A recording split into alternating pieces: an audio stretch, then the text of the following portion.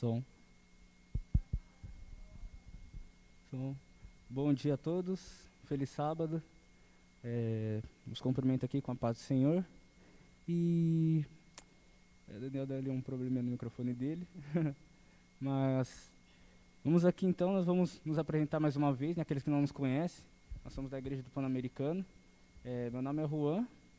E hoje a gente trouxe aqui mais uma vez a lição, né, para a gente comentar.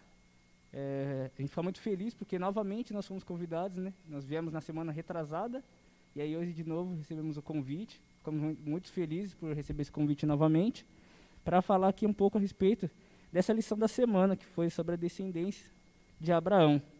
Uma lição bem legal, a gente gostou bastante de estar estudando ela.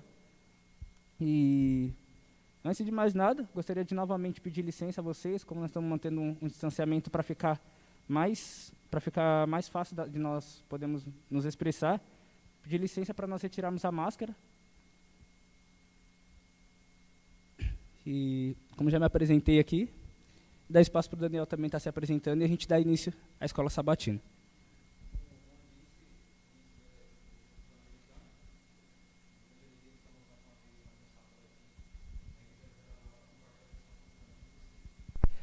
Como eu tenho uma voz um pouquinho alta, né?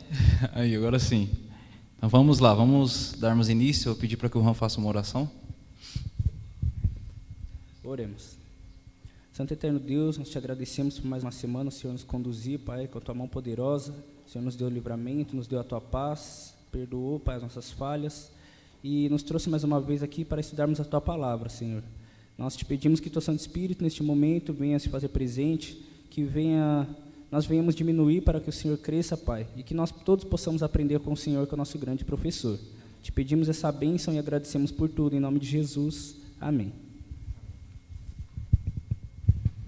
Na lição dessa semana, a gente inicia com um verso para memorizar em 1 Pedro 2, verso 9, que diz assim: Vocês, porém, são geração eleita, sacerdócio real, nação santa, povo de propriedade exclusiva de Deus, a fim de proclamar as virtudes daquele que vos chamou das trevas para a sua maravilhosa luz. Então nós vemos aqui, Deus nos dá uma missão especial de proclamar uma mensagem ao mundo, e essa mensagem é uma mensagem de salvação, e Ele nos chama, antes de nos entregar essa missão, de nos comissionar, Ele nos chama das trevas para a sua maravilhosa luz. E esse é o mesmo chamado que nós devemos fazer às pessoas no mundo que ainda se encontram em trevas, para encontrarem e viverem na maravilhosa luz que Cristo nos oferece. Aqui na lição de sábado, tem alguns versos aqui para iniciar, e eu gostaria de dar espaço ao Daniel, que ele comente, mas antes, aqui também tem um comentário aqui adicional, e aí em cima desse comentário, dá a palavra ao Daniel para fazer os seus comentários acima. Que faz aqui uma relação entre em uma cidade que havia um relógio, e esse relógio, ele certo dia parou de funcionar. E quando ele parou de funcionar, as pessoas que ali dependiam dele, para serem pontuais, essas pessoas começaram a se atrasar. E aqui faz uma relação com o povo de Israel, que o povo de Israel, quando eles deixaram de cumprir a missão ao qual eles foram designados, que era levar o evangelho para o mundo, eles começaram a atrasar pessoas de ter esse conhecimento. E muitas pessoas ficaram, infelizmente, sem ter esse discernimento da palavra de Deus. E aqui, fazendo essa comparação, nós vamos discorrendo pela Bíblia toda e trazendo até os dias de hoje. Mas, além disso aí, eu vou dar espaço para o Daniel fazer um comentário a respeito dessa parada que Israel fez em pregar o Evangelho e quais efeitos surtiram após eles sofrerem essa parada e atrasarem pessoas de ter esse discernimento. Como o Juan disse, Israel ele é comparado aqui a um relógio que para de funcionar, né? E Israel ele se encontrava no meio de todas aquelas nações, né? Da África, da Europa e da Ásia. Só que o povo de Israel, mesmo se encontrando em meio a todos esses povos, essas multidões, eles não cumpriu o seu papel. Como estávamos falando aqui, o povo de Israel fracassou, né? Em vez de concluir o papel, que era o que? Proclamar a mensagem do Deus verdadeiro a essas nações. Mas devido o desvio, né, a falta de obediência da parte do povo, acabou ocorrendo isso como a lição de sábado vem abordando aqui sobre o relógio, né, que o relógio ele para de funcionar. Algumas pessoas que olham para o relógio ficam calmas, né, porque sabem que não estão atrasadas.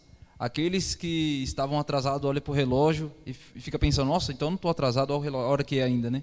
Só que futuramente foram descobrir o quê? Que o relógio estava com o tempo parado, né?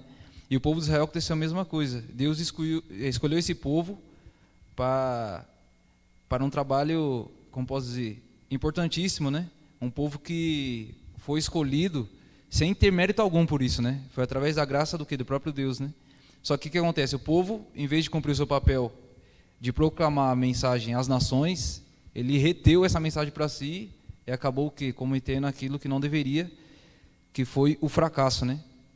Então é interessante que a lição de sábado ela fala um pouco sobre essa questão do remanescente.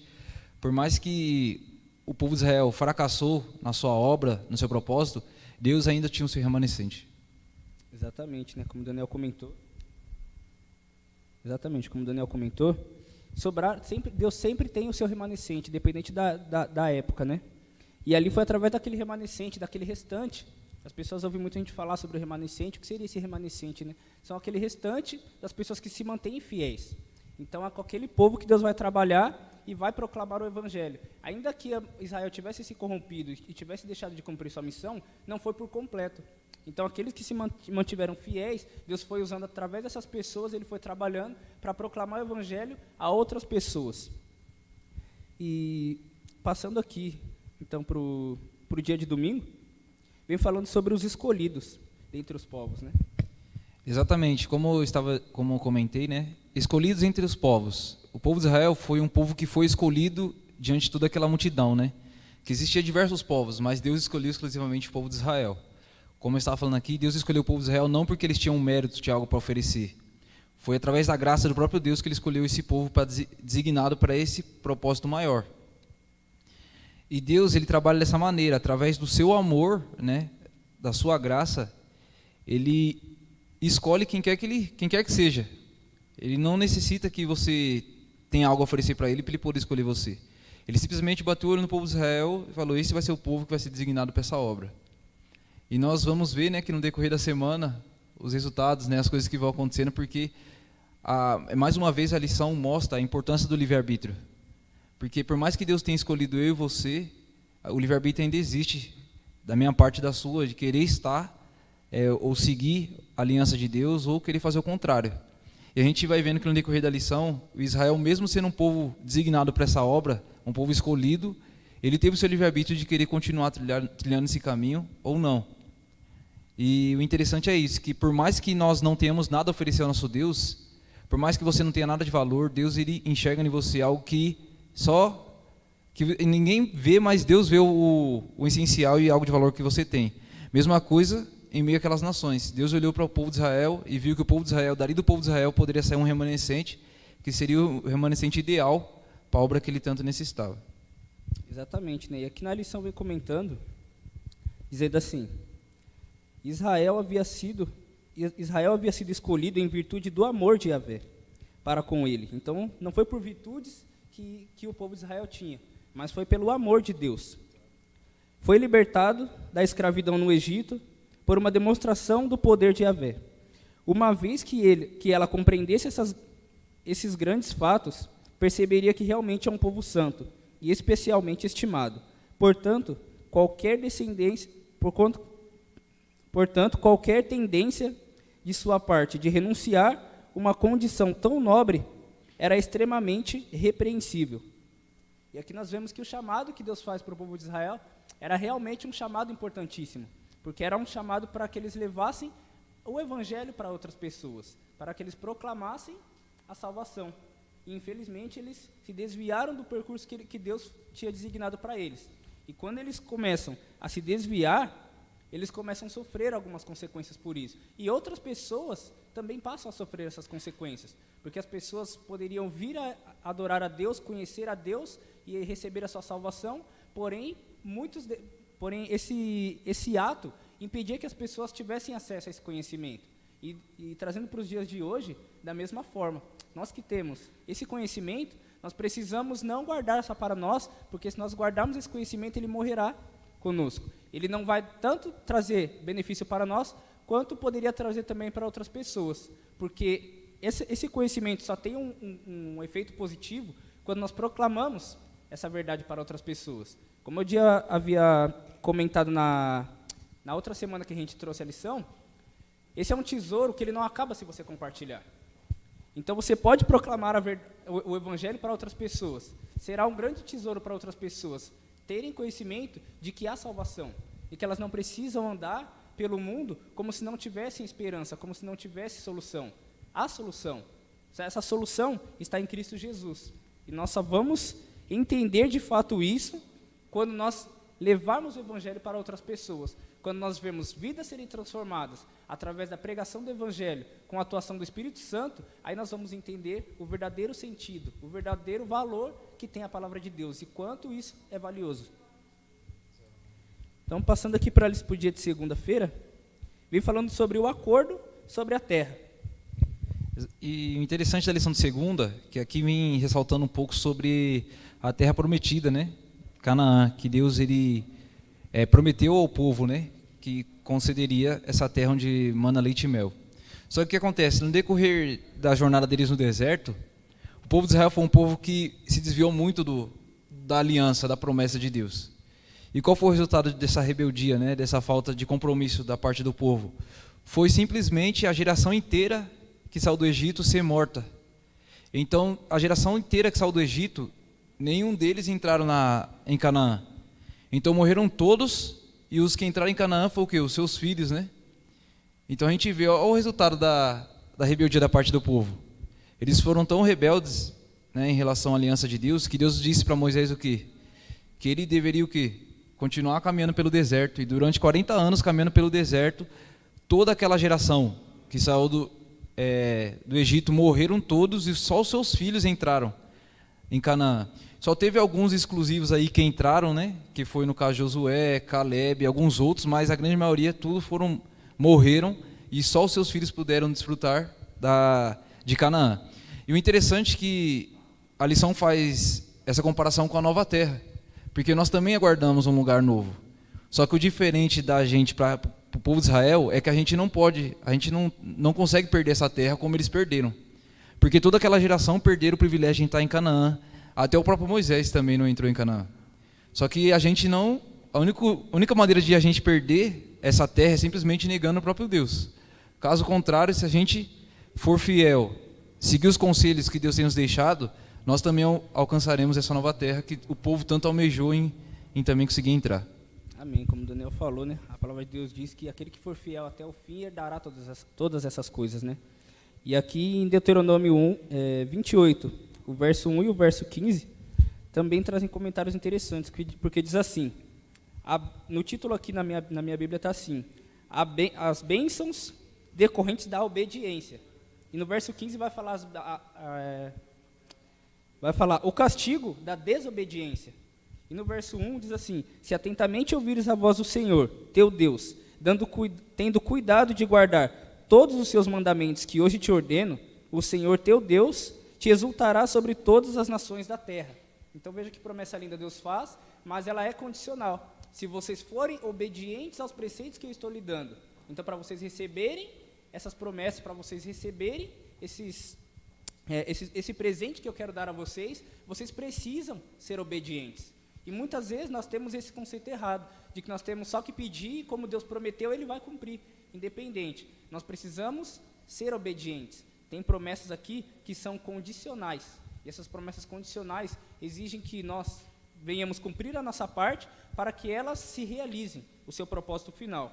Mas no verso 15, vem dizendo assim, os castigos da desobediência. Será, porém, que se não deres ouvidos à voz do Senhor teu Deus, não cuidando em cumprir todos os seus mandamentos e os seus estatutos que hoje te ordeno, então virão todas essas maldições sobre ti e te alcançarão.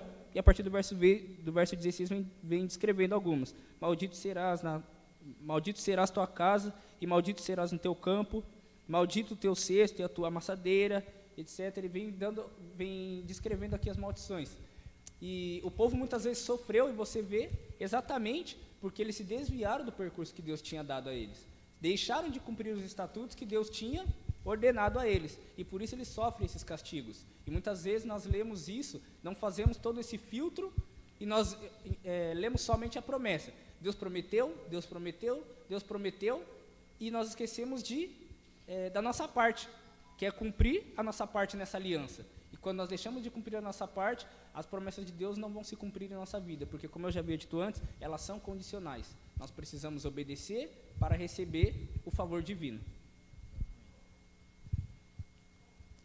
Vamos aqui então passar para a lição de terça-feira, vem dizendo Israel e a aliança.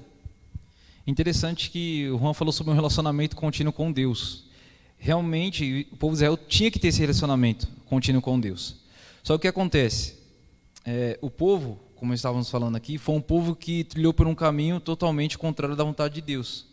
Mas o interessante é que, por mais que a gente trilhe muitas vezes por caminhos que não deveríamos trilhar, Deus, quando ele faz uma promessa, Ele cumpre. Por mais que a promessa não se cumpra na minha vida, pode se cumprir futuramente na vida do meu filho, mas Ele vai cumprir. Foi exatamente o que aconteceu. O povo de Israel foi um povo totalmente rebelde. Por que o povo foi totalmente rebelde? Porque quando o povo saiu do Egito, não saiu só apenas israelitas do Egito. Saiu também pessoas egípcias de lá de dentro, junto com o povo de Israel. E foi justamente esse povo que foi aquele que influenciou o povo de Israel a querer o quê? Fazer aquilo que bem entendia e não o que Deus queria que fizesse. E o resultado final deu no quê? Eles acabaram o quê? Morrendo no deserto, né? Sem chegar a essa terra. Mas os seus filhos chegaram e a promessa se cumpriu. Então a promessa que Deus ele fez a Abraão há muito tempo atrás, Ele cumpriu com o povo de Israel, mesmo não sendo aquele povo que foi totalmente o povo que saiu do deserto. Mas Ele cumpriu essa aliança com os seus filhos. E por mais que sejamos desobedientes, né, ingratos, Deus mesmo assim Ele continua o quê? Fiel. Por mais que a gente não mereça, por mais que sejamos ingratos, Deus ele ainda se importa com a gente, e mesmo assim Ele está sempre o quê? De braços abertos, esperando que a gente o quê? Volte para Ele. Exatamente, né? Nós vemos desde o princípio, Deus estabelece uma aliança, o povo quebra, Deus vai atrás e traz novamente, né? Nós vemos ali com Adão e Eva, eles pecaram, Deus vai atrás, estabelece uma nova aliança, eles voltam, eles vêm, e a partir de sua descendência vem Caim, e eles desobedecem, e Deus vai novamente, traz de volta, e aí você vê com Noé, todo mundo se corrompe, Noé fica firme, Deus estabelece uma nova aliança, e aí bem-vindo nessa sequência até chegar aos dias de hoje. E você vê que Deus, ele, por mais que nós não venhamos ser obedientes, Deus ele não nos abandona. Esse que é impressionante amor de Deus, porque mesmo nós sendo tão rebeldes e tão desobedientes, rebeldes sem causa, mesmo assim Deus não nos abandona. E muitas vezes nós fazemos diferente disso.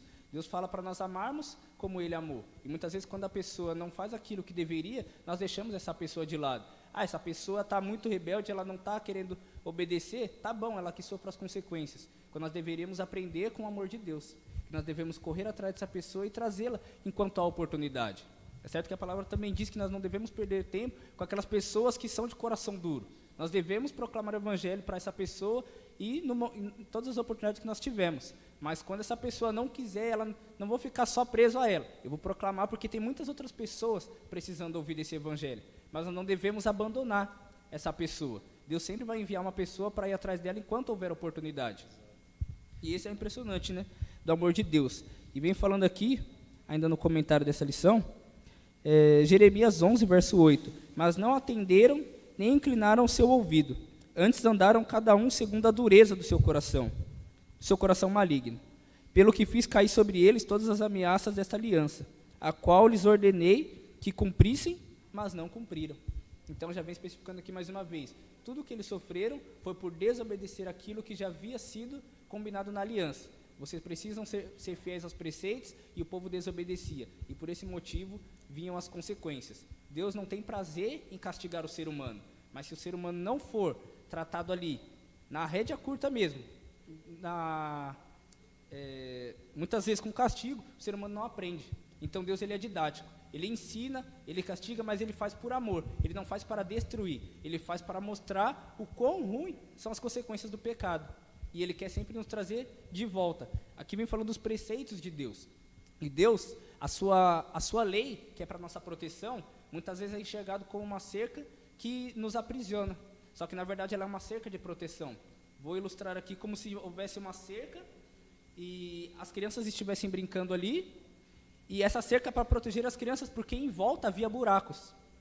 Então aquela cerca não era para aprisionar as crianças ali dentro, era para mantê-las protegidas. Vocês não vão passar dessa cerca porque ele tem buracos onde vocês vão cair e vão sofrer consequências ruins. Para nos proteger, Deus coloca a sua lei, estabelece essa aliança para que nós venhamos cumprir. A partir do momento que nós atravessamos essa cerca, que nós começamos a ir além do que Deus estabeleceu, nós começamos a sofrer as consequências do que há lá fora. Então muitas vezes nós dizemos que Deus não está olhando por nós, Deus não está nos protegendo, quando na verdade somos nós que estamos nos desviando da proteção de Deus. Então muitas vezes as consequências que nós sofremos, o mal que sobrevém sobre nós, não é porque Deus Ele quer, é porque nós estamos buscando a isso. Nós, quando deixamos de cumprir a vontade de Deus, aquilo que é perfeito, aquilo que é para nosso bem, nós começamos a sofrer as consequências de praticar o que é mal. Vamos então para a lição de quarta, pode ser? Então a lição de quarta-feira, ela vem falando de um povo remanescente. Como nós já havíamos falado no começo, o que é esse remanescente? É aquele povo, aquele restante que sobra, aquele restante que permanece fiel.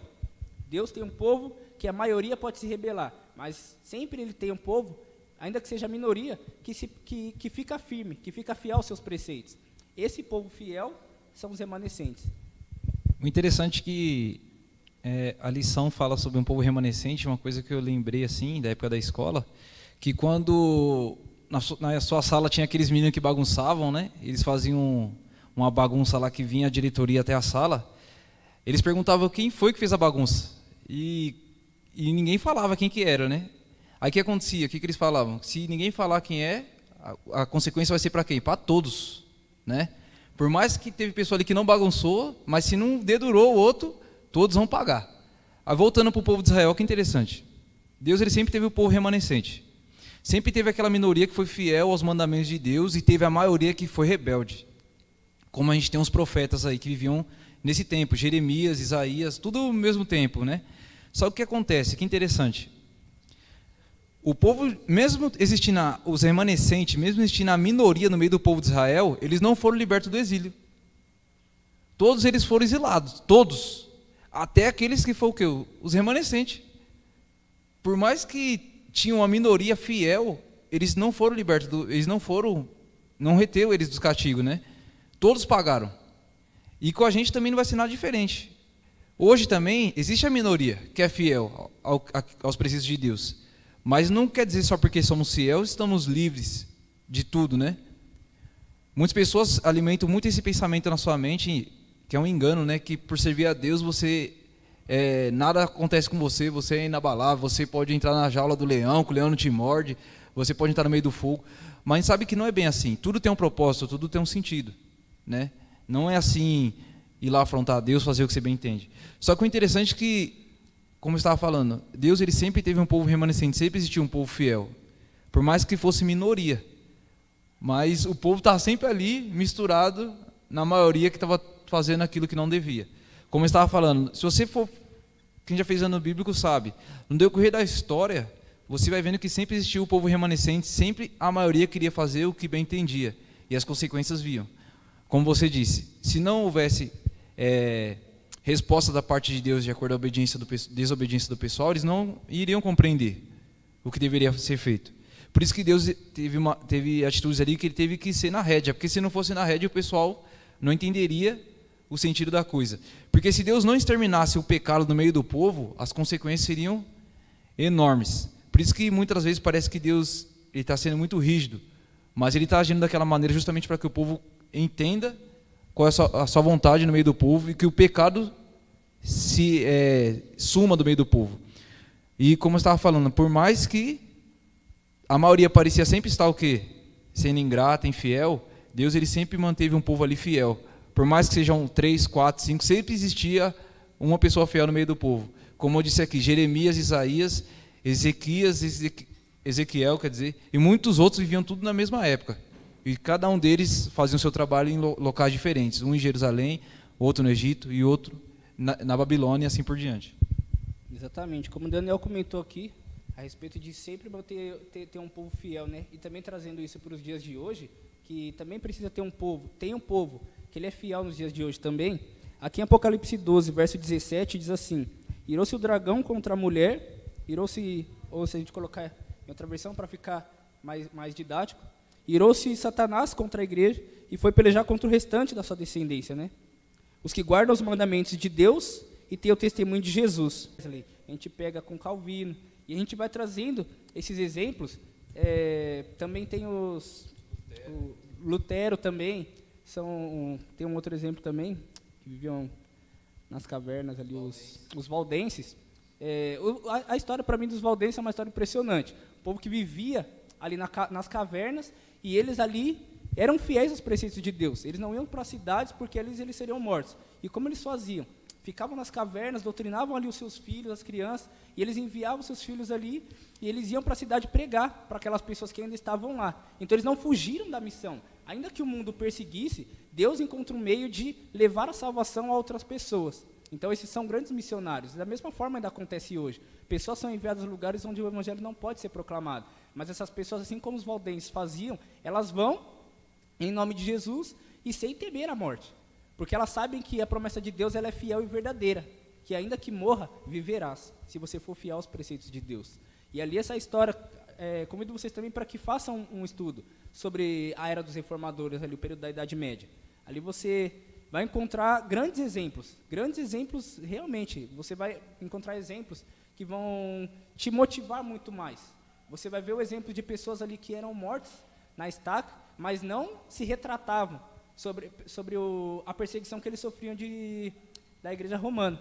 Mas por que eles não se retratavam? Porque eles sabiam que o que estavam pregando era verdade. Era verdade. Eles sabiam que a promessa de Deus era: vocês serão perseguidos. Se perseguiram a mim, também perseguiram a vocês. Mas fiquem firmes. Nesse mundo vocês vão ter aflições. Tenham bom ânimo. Aquele que está com vocês é o que venceu o mundo. Ele também te dará a vitória. Ainda que você morra nesse mundo sendo perseguido, é melhor você ser perseguido e sofrer fazendo o que é certo, do que você viver uma vida um pouco mais tranquilo, mas fazendo aquilo que é errado, sabendo que a sua consequência, a consequência dos seus atos, resultarão na perdição. Então essa paz momentânea pode trazer a perdição, mas sofrer com Cristo trará a vida eterna.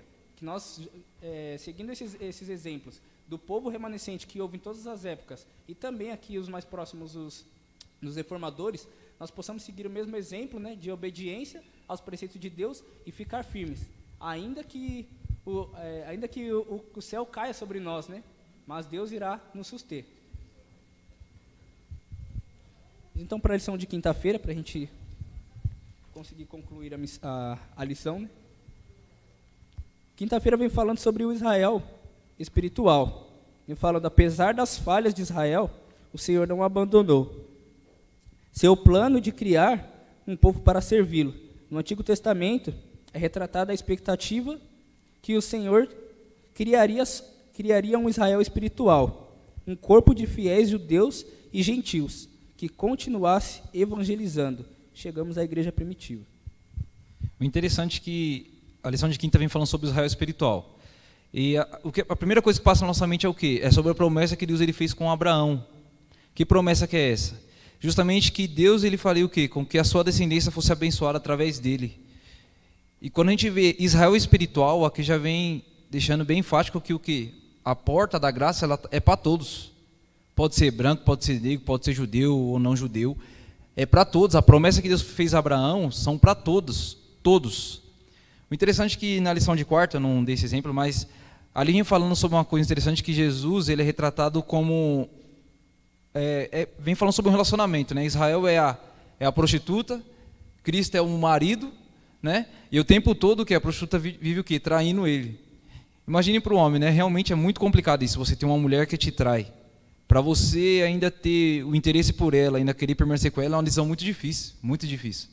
Mas o próprio Deus é retratado como um marido que é traído o tempo todo pela sua noiva, né? Sua mulher. Só que diferente de nós, mesmo acontecendo isso continuamente, Deus ele não abandona a sua mulher. Ele sempre está o quê? Disposto a aceitá-la. E trazendo para os dias de hoje, o que acontece? Existem muitas pessoas que estão fora da igreja hoje e acham que o seu pecado, aquilo que fizeram, os impede de ir a Deus, porque Deus não pode perdoá-los. aqui já é uma prova viva que, por mais que você tenha errado, você tenha caído, Deus ele está disposto a aceitá-lo, qualquer seja o pecado que você tenha feito. Se você pedir perdão e se arrepender, Deus ele te perdoa. Voltando para a lição de quinta, o Israel espiritual, como eu estava falando, a salvação, a promessa feita a Abraão, ela é para todos. Você hoje pode ser católico, você pode ser umbanda, você pode ser o que for. Se você for batizado e aceitar a Cristo como seu Salvador, a promessa que Deus fez a Abraão também vai se cumprir em você. Porque muitos acham que essa promessa é só para quem é judeu. Mas não. A promessa que Deus ele fez com Abraão, relacionamento aqui, a aliança, ela é para todos aqueles que estão dispostos a aceitá-lo como seu Senhor e Salvador. Então, se você estiver hoje disposto a aceitá-lo, pode ter certeza que a promessa que Deus fez com Abraão irá se cumprir na sua vida também. Amém. E aqui para a gente concluir também, Gálatas 3, do 26 ao verso 29, diz assim: pois todos vós sois filhos de Deus mediante a fé em Cristo Jesus. Porque todos quantos fostes batizados em Cristo, de Cristo vos revestistes. De Sarte, não pode haver judeu nem grego, nem escravo, nem liberto, nem homem, nem mulher, porque todos vós sois um em Cristo Jesus. E se sois de Cristo, também sois descendentes de Abraão e herdeiros segundo a promessa. Então esse verso ele já resume exatamente tudo aquilo que o Daniel havia bem comentado aqui, né? Daniel desenhou tudo para a gente e aqui já vem ainda resumindo que se nós aceitarmos o sacrifício de Cristo Jesus, nós receberemos também a promessa que ele fez a Abraão. Exato. E aqui fica o convite novamente, né, o apelo. Daniel já fez o apelo, mas eu gostaria também de reforçar que Deus ele tem como seus filhos todos aqueles que aceitam ser obedientes a Ele, todos aqueles que aceitam fazer parte dessa aliança. Novamente, a aliança tem a promessa de Deus e também tem a sua parte em cumprir a aliança. Você precisa cumprir os preceitos quais Deus tem ordenado e Deus cumprirá a promessa também em sua vida. Ainda que muitos julgam demorada, ela é certa e acontecerá. A palavra diz que a promessa muitos julgam demorada, né? A volta de Jesus, mas ela é certa. Jesus voltará e irá nos levar para um lar que Ele nos preparou desde a fundação do mundo. Que nós possamos abraçar essa aliança e permanecermos fiéis até o fim, pois a palavra diz que aqueles que ficarem fiéis até o fim herdarão essas coisas. O interessante é que a lição de sexta ela vem falando sobre o Israel da fé, que é o mesmo Israel do Velho Testamento e o mesmo do Novo. Então a gente vê aí que a aliança de Deus ela é perpétua, né? Aquela que foi feita no passado é a mesma que a do presente.